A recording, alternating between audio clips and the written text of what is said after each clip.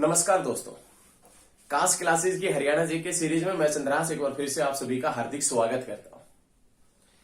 हरियाणा जी के सीरीज है, ये आपके कहने पर और आपके बेहतरीन परिणाम के लिए चलाई जा रही है। यदि आपको हरियाणा जी के सीरीज हमारी पसंद आ रही है तो ज्यादा से ज्यादा इसको शेयर करते रहें। आइए अब आपका ज्यादा समय ना लेते हुए अपने टॉपिक की शुरुआत करते हैं। आज का जो हमारा टॉपिक है वो हम बात करेंगे कैथल डिस्ट्रिक्ट के बारे में। किसकी बात करेंगे? कैथल डिस्ट्रिक्ट के बारे में। ये चीजें हमने कुछ चीजें पहले लिख रखी है जिसमें मंडल, उपमंडल, तहसील, उप तहसील और खंड है। यहां से क्वेश्चन किस प्रकार से पूछा जाता है ये क्वेश्चन भी हम आपको बताएंगे। आप बस वीडियो को लगातार देखते रहे। आप सोचेंगे कि यहां से क्वेश्चन का तो कोई पूछना है ही नहीं, तो भाई साहब यहां से क्वेश्चन किस प्रकार से एग्जाम में पूछा जाता है वो भी हम बताएंगे। लेकिन उससे पहले हम कैथल के बारे में कुछ विशेष चीजों का अध्ययन कर लेते हैं। आइए कैथल के पॉइंट की बात करें तो सबसे पहले नाम आता है कैथल बना कब था? 1 नवंबर 1989 को कैथल बना था। 1 नवंबर 1989 को कैथल बना। कैथल 1 नवंबर 1989 को बना था। कौन से डिस्ट्रिक्ट से अलग होकर बना था? तो आप याद रखिएगा, कुरुक्षेत्र से अलग होकर बना था। कौन से डिस्ट्रिक्ट से अलग होकर बना था? कुरुक्षेत्र से अलग होकर बना था। लेकिन इससे पहले हम आपसे पॉइंट बता दें कि जब हरियाणा बना था उस समय जो कैथल हुआ करता था वो कौन से डिस्ट्रिक्ट के अंदर हुआ करता था? करनाल के अंदर। जब हरियाणा बना 1 नवंबर 1966 को, उस समय जो कैथल हुआ करता था वो कैथल हुआ करता था करनाल का पार्ट। करनाल से कुरुक्षेत्र बना कब? 23 जनवरी 1973 के अंदर। 23 जनवरी 1973 में करनाल से निकलकर कुरुक्षेत्र बना। और इसी कुरुक्षेत्र में कौन सा शहर चला गया था? कैथल डिस्ट्रिक्ट चला गया था, कैथल शहर चला गया था। अब इस कुरुक्षेत्र से अलग होकर कैथल कब बना था? 1 नवंबर 1989 को। बहुत बढ़िया है। साथ के साथ में नोट करेंगे तो बहुत बेहतरीन परिणाम आपको कुछ समय के बाद में मिलेंगे। जब हरियाणा बना था 1 नवंबर 1966 को, उस समय कैथल करनाल का पार्ट था। उस समय कुरुक्षेत्र भी करनाल का पार्ट था। लेकिन करनाल से कुरुक्षेत्र अलग हुआ 23 जनवरी 1973 में। और जब कुरुक्षेत्र करनाल से अलग हुआ था तो कुरुक्षेत्र में ही चला गया कैथल 1973 के अंदर। और 1973 में बना कुरुक्षेत्र और कुरुक्षेत्र से अलग होकर बना कैथल 1 नवंबर 1989 को। Point back to back clear होने चाहिए। उसके बाद में सेकंड क्वेश्चन ये बनता है कि कपिल ऋषि के नाम पर बसाया गया शहर। कपिल ऋषि के नाम पर बसाया गया शहर। कपिल ऋषि के नाम पर जो शहर बसाया गया है वो कौन सा है? कैथल है। कैथल की स्थापना किसने की थी? तो आप याद रखिएगा, कैथल की स्थापना महाभारत युग के दौरान, महाभारत युग के दौरान कैथल की जो स्थापना की थी वो किसने की थी? युधिष्ठिर ने की थी। किसने की थी? युधिष्ठिर ने कैथल की स्थापना की थी। कौन से युग के दौरान? महाभारत। और महाभारत का मूल नाम क्या है? जय संहिता। और महाभारत का युद्ध कितने दिन चला था? तो आप याद रखिएगा 18 दिन। और महाभारत विजय के उपलक्ष्य में युधिष्ठिर ने चंद्रकूप का निर्माण कहां पर करवाया था? महाभारत विजय के उपलक्ष्य में युधिष्ठिर ने चंद्रकूप का निर्माण कहां पर करवाया था? इसका आंसर आप कमेंट बॉक्स में दीजिएगा। महाभारत युद्ध के उपलक्ष्य में, महाभारत विजय के उपलक्ष्य में चंद्रकूप का निर्माण युधिष्ठिर ने कहां पर करवाया था? तो आप याद रखिएगा, ये इसका आंसर आपने कमेंट बॉक्स में देना है। उसके बाद में पुराणों के अनुसार ऐसा माना जाता है कि भगवान हनुमान जी का जन्म भी कहां पर हुआ था? कैथल में। भाई पुराणों के अनुसार ऐसा माना जाता है कि हनुमान जी का जन्म स्थान भी कौन सा है? कैथल है। कौन सा है? कैथल है। हनुमान जी की माता का क्या नाम है? अंजनी। तो अंजनी नगर के नाम से भी किसे जानते हैं? कैथल को जाना जाता है। अंजनी नगर के नाम से भी किसे जाना जाता है? कैथल को जाना जाता है। वानरों की भूमि के नाम से भी किसे जाना जाता है? वानरों की भूमि किसे कहते हैं? तो आप याद रखिएगा, वानरों की भूमि के नाम से भी किसे जानते हैं? कैथल को। और कैथल के उपनाम के पॉइंट की बात करें तो उपनाम कौन सा है? कपिस्थल। कपिस्थल के नाम से भी कपिस्थल के नाम से भी किसे जाना जाता है? तो आप याद रखिएगा, कपिस्थल के नाम से भी किसे जाना जाता है? कैथल को।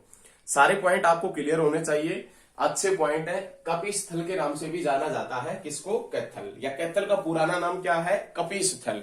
वो कपिस्थल इसीलिए है क्योंकि यहां पर किसका जन्म हुआ था? हनुमान जी का जन्म हुआ था। उसी के कारण इसे कपि स्थल के नाम से भी जानते हैं। लेकिन कैथल में आज भी कुछ हिस्सों के अंदर विभिन्न खंडर मिलते हैं। कैथल में आज भी कुछ हिस्सों के अंदर विभिन्न खंडर मिलते हैं।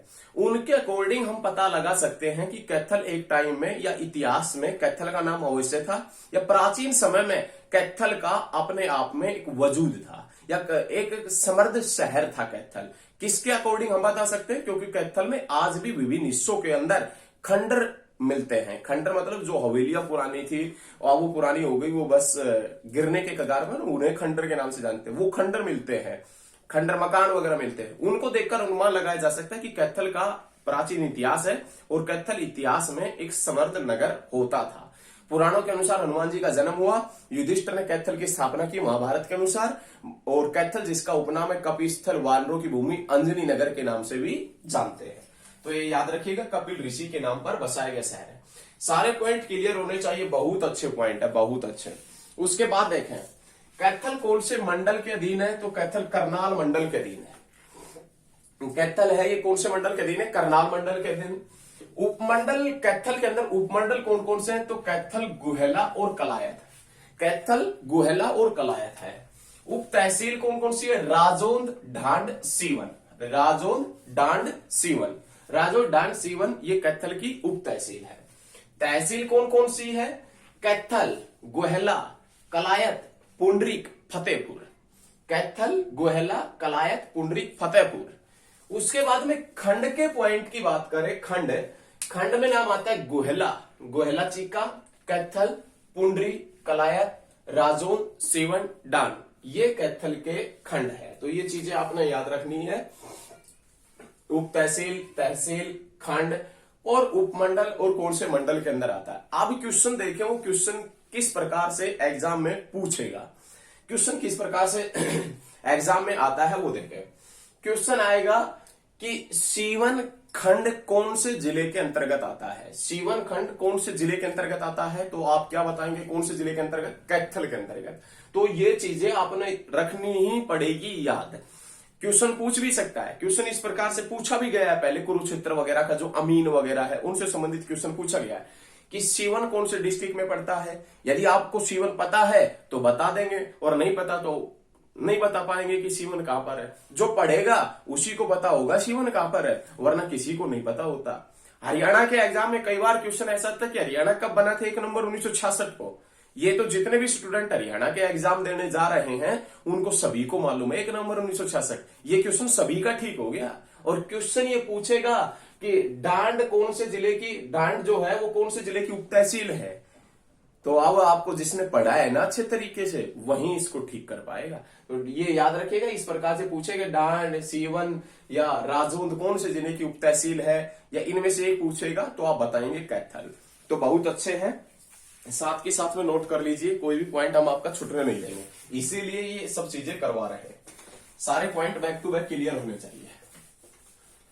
नहीं, उसके बाद में अब हम बात करेंगे कुरुक्षेत्र के कैथल के सबसे पहले दिनांक से संबंधित जो भी पर्सन है, कैथल के जो भी दिनांक से संबंधित पर्सन है उनका सबसे पहले जिक्र करेंगे। आइए सबसे पहले यदि डेट के क्वेश्चनों का जिक्र करें कैथल के, तो सबसे पहले नाम आता है रजिया का नाम, रजिया सुल्तान। रजिया सुल्तान, रजिया जो सुल्तान है इसका जन्म हुआ था 1205 में, और कहां पर हुआ था? बदायूं के अंदर। रजिया सुल्तान का जन्म हुआ 1205 में और बदायूं के अंदर इसका जन्म हुआ।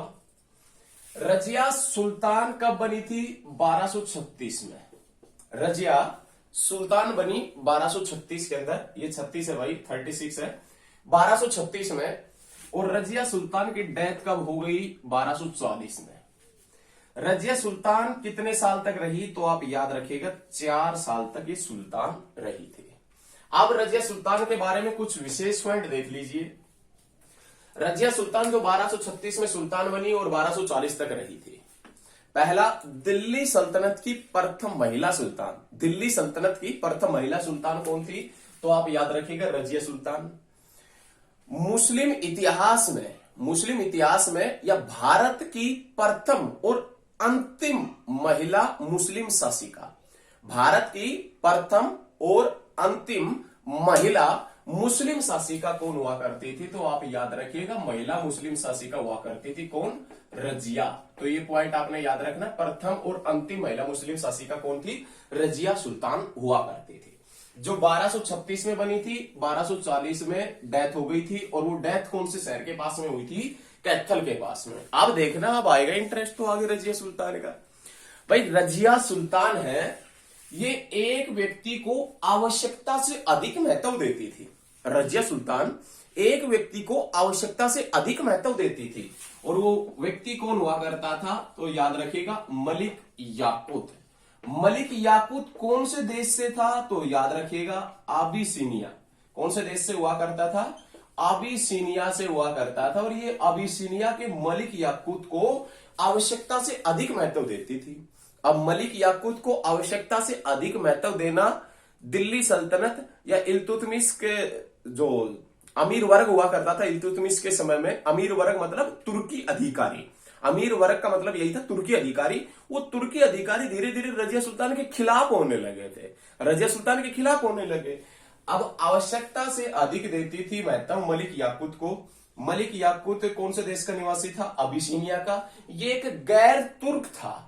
अब गैर तुर्क को आवश्यकता से अधिक महत्व मिलता था, तो तुर्की अधिकारी रजिया के दरबार में जो तुर्की अधिकारी थे वो रजिया के खिलाफ होने लगे थे। एक टाइम ऐसा आया था कि मलिक याकूत जो है ये आवश्यकता से अधिक महत्व देती थी रजिया सुल्तान मलिक याकूत को, जो अबिसिनिया का निवासी था। अब हुआ क्या कि बठिंडा का जो सरदार है, बठिंडा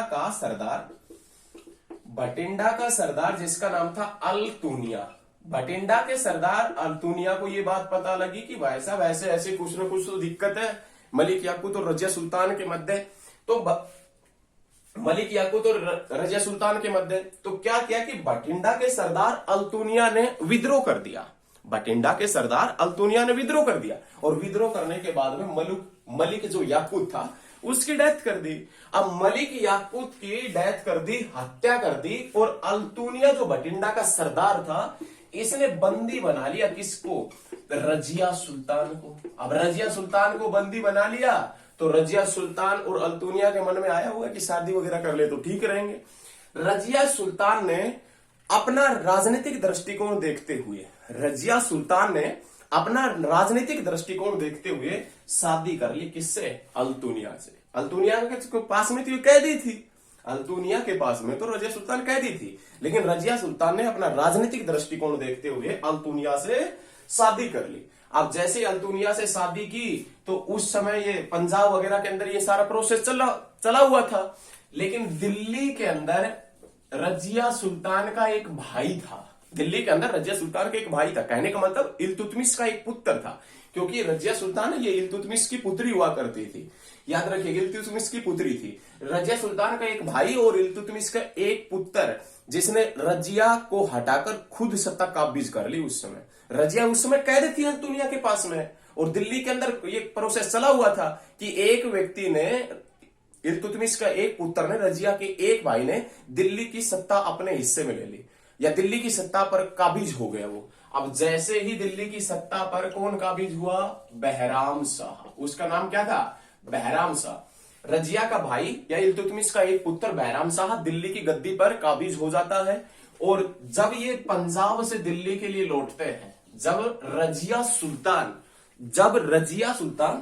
सुल्तान और अल्तुनिया, रजिया सुल्तान और अल्तुनिया पंजाब से दिल्ली की तरफ लौटते हैं, तो भाई साहब कैथल के पास में 14 अक्टूबर 1240 में इनकी डेथ कर दी जाती है। 14 अक्टूबर 1240 में। किसी बुक में आपको 13 अक्टूबर भी मिल जाएगा। देखे, रजिया सुल्तान जिसका जन्म हुआ 1205 में, रजिया सुल्तान बनी 1236 में, और 1240 तक रजिया सुल्तान आवश्यकता से अधिक महत्व देती थी मलिक याकूत को। मलिक याकूत को इन्होंने पद भी दिया था घोड़ों के व्यापारी का, जिसे मलिक एक खुर के नाम से जानते थे। याद रखिएगा, जैसे अमीर एक खुर के नाम से भी जिसे जाना जाता था, मलिक याकूत जिसे घोड़ों का व्यापारी नियुक्त किया गया था। ये कोई भी चीज लिखने की आवश्यकता नहीं है ये। उसके बाद में मलिक याकूत अबिसिनिया का निवासी था, लेकिन बठिंडा के सरदार अल्तुनिया ने इनके खिलाफ विद्रोह किया और मलिक याकूत की हत्या कर दी। और किसको कैद कर लिया? रजिया सुल्तान को कैद कर लिया। अब जैसे ही रजिया सुल्तान को कैद किया गया तो रजिया कौर ने अपना राजनीतिक दृष्टिकोण साधते हुए अल्तुनिया से शादी कर ली। लेकिन जब ये प्रोसेस पंजाब के अंदर चला हुआ था, उसी समय दिल्ली की गद्दी पर इल्तुतमिश का एक पुत्र बैराम शाह बैठ गया। अब जैसे ही बैराम शाह बैठा, रजिया सुल्तान और अल्तुनिया को पता चला कि दिल्ली की सत्ता में ये हो चल रहा है। तो जब वो अल्तुनिया और रजिया सुल्तान पंजाब से दिल्ली आ रहे थे तो कैथल के शहर के पास में 14 अक्टूबर 1240 में इनकी डेथ कर दी जाती है। तो बहुत अच्छा पॉइंट है, याद रखिएगा। साथ के साथ में नोट करते हुए चलिएगा, कुछ इंपॉर्टेंट पॉइंट है, याद रखिएगा। कुछ इंपॉर्टेंट पॉइंट है, उसे बस आप याद रखिएगा। उसके बाद में देखें, उसके बाद में जो नेक्स्ट पॉइंट आता है वो 1290 का आता है। कैथल का मुफ्ती रह चुका जलाउद्दीन खिलजी दिल्ली का सुल्तान बना। जलाउद्दीन खिलजी, कैथल का मुफ्ती रह चुका जलाउद्दीन खिलजी दिल्ली का सुल्तान बन गया। भाई एक टाइम ऐसा था कि जलाउद्दीन खिलजी कैथल शहर का मुफ्ती हुआ करता था, वो 1290 में दिल्ली का सुल्तान बना। याद कैसे रखना है? 1290 में कैथल का मुफ्ती रह चुका जलाउद्दीन खिलजी दिल्ली का सुल्तान बना। बहुत अच्छा पॉइंट है। इस जलाउद्दीन खिलजी ने मंडार राजपूतों के साथ में संघर्ष भी किया था। मंडार राजपूत के साथ में संघर्ष किया, और ये संघर्ष कहां पर किया था? तो आप याद रखिएगा, कलायत के अंदर। कहां पर किया था? कलायत, कैथल के अंदर। 1290 में कैथल का मुफ्ती रह चुका जलाउद्दीन खिलजी दिल्ली का सुल्तान बना। मंडार राजपूतों के साथ में संघर्ष किया था, मंडार राजपूतों के साथ में संघर्ष किया। उसके बाद में 1398, या उससे पहले एक पॉइंट हम आपसे बता दें, जलाउद्दीन खिलजी का पॉइंट क्या आता है, क्वेश्चन एग्जाम में पूछा गया है। क्वेश्चन एग्जाम में पूछा गया है, क्वेश्चन कौन सा पूछा गया है कि जलाउद्दीन खिलजी दिल्ली का सुल्तान बनने से पहले, जलाउद्दीन खिलजी दिल्ली का सुल्तान बनने से पहले कहां का इक्तेदार था? याद रखिएगा, फिर से नोट कर लीजिए, ये पॉइंट बहुत इंपॉर्टेंट है। जलाउद्दीन खिलजी दिल्ली का सुल्तान बनने से पहले कहां का इक्तेदार था? तो आप याद रखिएगा, कहां का इक्तेदार हुआ करता था? कैथल का। बहुत अच्छा पॉइंट है। उसके बाद में 1398 के पॉइंट की बात करें तो इसमें नाम आता तैमूर लंग का आक्रमण। तैमूर लंग का आक्रमण 1398 में तैमूर लंग का आक्रमण हुआ। कौन से शहर के पास में? कैथल शहर के ऊपर। और उसके बाद में 16 दिसंबर 1398 के अंदर तैमूर लंग दिल्ली पहुंचा। दिल्ली का हमें क्या मतलब है भाई? हरियाणा जीके के अंदर। तो ये डेट आपने याद नहीं रखनी, लेकिन आपने याद रखनी तैमूर लंग ने कैथल शहर के ऊपर आक्रमण किया था, वो 1398 के अंदर किया था। और इसका एक और पॉइंट है, कैथल के अंदर एक नदी बहती है जिसका नाम है घग्गर नदी। कैथल के अंदर एक नदी बहती है जिसका नाम है घग्गर नदी।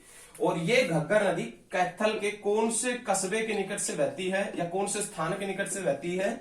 गुहेला चीका के निकट से। और इस घग्गर नदी के ऊपर गुहेला चीका के पास में एक बांध बनवाया था, और वो बांध किसने बनवाया था? तैमूर लंग ने। याद रखेगा, तैमूर लंग ने कैथल में गुहेला चीका के पास में एक बांध बनवाया, और वो बांध कौन सी नदी के ऊपर बनवाया था? घग्गर नदी के ऊपर। तो सभी point back to back clear है ना? अच्छा है, मजा आएगा पढ़ने में। देखें, लगातार बस आप देखते रहें, लगातार बस देखें, बने रहे लगातार। और वीडियो आपको अच्छा लग रहा है ना तो ज्यादा से ज्यादा शेयर करें, ज्यादा से ज्यादा शेयर करते रहे। लेकिन एक पॉइंट कैथल का बचा हुआ है, वो कैथल का क्षेत्रफल कितना है। कैथल के यदि क्षेत्रफल के पॉइंट की बात करें तो कैथल का जो क्षेत्रफल है वो 2317 वर्ग किलोमीटर। ये भी नोट कर लेना भाई, ये करवाया नहीं पीछे, कोई बात नहीं। कैथल का जो क्षेत्रफल है 2317 वर्ग किलोमीटर है। उसके बाद में देखें, उसके बाद में जो डेट का क्वेश्चन आता है वो 1530 का आता है। 1530 में बाबर और मोहन सिंह मंडार के बीच में संघर्ष हुआ। मोहन सिंह मंडार और बाबर के बीच में संघर्ष कहां पर हुआ? तो आपने याद रखना है कलायत के अंदर। और कलायत कहां पर पड़ता है? कैथल के अंदर। क्वेश्चन भाई ये 1% पूछेगा, मोहन सिंह मंडार और बाबर के बीच में संघर्ष कहां पर हुआ, कब हुआ? 1% पूछ सकते हैं। 1530 में कलायत कैथल में हुआ। लेकिन क्वेश्चन ये एग्जाम में पूछा जा चुका है कि मंडार राजपूतों का संबंध कहां से है। मंडार राजपूतों का संबंध कहां से है? तो आप बताएंगे कलायत कैथल से। ये क्वेश्चन पूछा जा चुका है। मंडार राजपूतों का संबंध कहां से है? कलायत कैथल से पड़ता है। उसके बाद में नाम आता है 1843। 1843 के पॉइंट की बात करें तो उसमें नाम आता है कैथल का विद्रोह। कैथल के विद्रोह के पॉइंट की बात करें 1843 में हुआ। 1843 में किस किस के नेतृत्व में हुआ तो आप याद रखिएगा, गुलाब सिंह साहिब कौर, गुलाब सिंह साहिब कौर, और किसके नेतृत्व में हुआ तो आप बहुत अच्छे सूरज कौर के नेतृत्व में, याद रखें गुलाब सिंह साहिब कौर और सूरज कौर के नेतृत्व में कैथल का विद्रोह होता है 1843 में। ये वही 1843 है जब अंबाला कैंट बना था। 1843 में कैथल का विद्रोह गुलाब सिंह साहिब कौर और सूरज कौर। अब कैथल का विद्रोह ईस्ट इंडिया कंपनी ने किया ही क्यों था? क्योंकि कैथल के राजा उदय सिंह की डेथ हो गई थी। कैथल के राजा उदय सिंह की डेथ हो गई। अब उदय सिंह का कोई भी उत्तराधिकारी नहीं था, और उत्तराधिकारी ना होने के कारण कैथल को ईस्ट इंडिया कंपनी में मिलाया जाना था, लेकिन गुलाब सिंह साहिब कौर और सूरज कौर ईस्ट इंडिया कंपनी के खिलाफ लड़े थे। याद रखिएगा, कैथल का विद्रोह गुलाब सिंह साहिब कौर और सूरज कौर के नेतृत्व में हुआ। कैथल के राजा उदय सिंह की मृत्यु हो जाती है। मृत्यु होने के बाद में गुलाब सिंह साहिब कौर और सूरज कौर ये कैथल को ईस्ट इंडिया कंपनी में नहीं मिलना देना चाहते थे। एक पॉइंट और है। पॉइंट क्या है कि राजा उदय सिंह की मृत्यु के बाद में कैथल की राजगद्दी पर किसने हक जताया था? राजा उदय सिंह की मृत्यु के बाद में कैथल की राजगद्दी पर किसने हक जताया था? गुलाब सिंह ने। किसने हक जताया था? गुलाब सिंह ने हक जताया था। बहुत अच्छा पॉइंट है, याद रखिएगा। उसके बाद में 10 अप्रैल 1843 में 10 अप्रैल 1843 में कौन से शहर के पास में अंग्रेजों ने 7 चौकियां स्थापित की? 10 अप्रैल 1843 में कौन से शहर के पास में अंग्रेजों ने 7 चौकियों की स्थापना की? तो आप याद रखिएगा, कैथल है। 10 अप्रैल 1843 की घटना है जब अंग्रेजों ने कैथल शहर के पास में 7 चौकियों की स्थापना की थी। और ये 10 अप्रैल की घटना इसीलिए हो सकती है क्योंकि विद्रोह के कारण ये 7 चौकियां वगैरह हो सकती है। तो ये पॉइंट याद रखिएगा। उसके बाद में नाम आता है 1857 का। 1857 में क्रांति का नेतृत्व कैथल से किसने किया था? 1857 की क्रांति का नेतृत्व कैथल से किसने किया था? तो आपने याद रखना है, गुलाब सिंह ने। और किसने किया था? तो आप याद रखिएगा, साहिब कौर। गुलाब सिंह और साहिब कौर ने 1857 की क्रांति का नेतृत्व कहां से किया था? कैथल से। भाई नोट करें, तुरंत नोट करें। 1857 की क्रांति का नेतृत्व कैथल से किसने किया था? गुलाब सिंह। और किसने किया था? साहिब कौर ने किया था। गुलाब सिंह और साहिब कौर, बहुत अच्छे। उसके बाद में देखें, उसके बाद में जो प्रश्न आता है, क्वेश्चन बनता है, वो बनता है 1954 का। 1954 राधा कृष्णन सनातन धर्म कॉलेज। राधा कृष्ण सनातन धर्म कॉलेज जो कहां पर पड़ता है? कैथल के अंदर। राधा कृष्ण सनातन धर्म कॉलेज जो कैथल के अंदर पड़ता है, ये कैथल का सबसे पुराना कॉलेज है। राधा कृष्ण सनातन धर्म कॉलेज जो है, राधा कृष्ण का मंदिर भी पड़ता है कैथल में। सॉरी, राधा कृष्ण का मंदिर भी पड़ता है कैथल में। और ये राधा कृष्ण सनातन धर्म कॉलेज भी पड़ता है कैथल में, जो कैथल का सबसे पुराना कॉलेज है। और ये कब बना था? 1954 में। उसके बाद में नाम आता है 1970 का इंदिरा महिला विश्वविद्यालय। इंदिरा महिला विश्वविद्यालय जो कहां पर पड़ता है? कैथल में। और कब बना था? 1970 में। उसके बाद में नाम आता है 1978-1979 का। 1978-1979 बालू के टीले की खुदाई का कार्य चला था। बालू का जो टीला है, बालू का टीला जो कुरुक्षेत्र में पड़ता है, इसकी जो खुदाई का कार्य चला था, वो खुदाई का कार्य चला था 1978-1979 के बीच में। उसके बाद में नेक्स्ट पॉइंट जो आता है वो 1984 का आता है, कोयल पर्यटन स्थल। कैथल के अंदर एक पर्यटन टूरिज्म प्लेस पड़ता है, कौन सा? कोयल। और ये कोयल पर्यटन स्थल जो कब बनाया गया था? कब बना था? 1984 में। तो ये याद रखना है। किंगफिशर कहां पर है? अंबाला में 1986 में। और ग्रे पेलिकन कहां पर है? यमुनानगर में। जो कब बना था? 1985 में। ग्रे पेलिकन यमुनानगर 1985, किंगफिशर पर्यटन स्थल अंबाला 1986 और कोयल पर्यटन स्थल कैथल के अंदर पड़ता है 1984। बहुत अच्छा। उसके बाद में जो नेक्स्ट डेट का क्वेश्चन आता है 1988 का, और 1988 में क्या आता है, सरस्वती वन्य जीव अभ्यारण्य। सरस्वती वन्य जीव अभ्यारण्य, ये सरस्वती वन्य जीव अभ्यारण्य कैथल और कुरुक्षेत्र की सीमा के ऊपर पड़ता है। कैथल और कुरुक्षेत्र की सीमा के ऊपर पड़ता है।